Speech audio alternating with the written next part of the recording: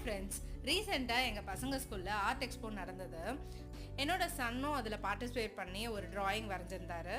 நம்மளுடைய க்ரியேட்டிவிட்டியை அன்லாக் பண்ணுறதுக்கு ஒரு கரெக்டான ஒரு ஃபீச்சர் அப்படின்னா நம்ம கலரிங்கும் ட்ராயிங்கும் தான்.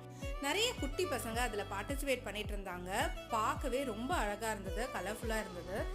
யூஸ்வலாக கலரிங்கும் ஆர்ட்டும் நமக்கு நல்லா தெரிஞ்சிருக்கணுன்ற மட்டும் அவசியம் இல்லைங்க.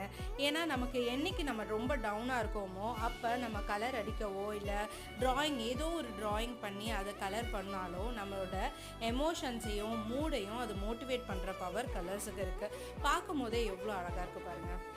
அண்ட் ஆல்சோ எப்போவுமே பசங்களை படின்னு சொல்கிறத விட இந்த மாதிரி extra curricular activities like art, drawing, colouring இதெல்லாம் நம்ம மோட்டிவேட் பண்ணோம்னா இன்னும் கூட அவங்க ரொம்ப ஹாப்பியாக இருப்பாங்க. அவங்களுக்குள்ளேயும் ஒரு மோட்டிவேஷன் வரும். நீங்கள் என்ன நினைக்கிறீங்க? இந்த கலர்ஸ் ஆர்ட்ஸ் எப்படி இருக்குன்றதை கமெண்ட்டில் சொல்லுங்கள்.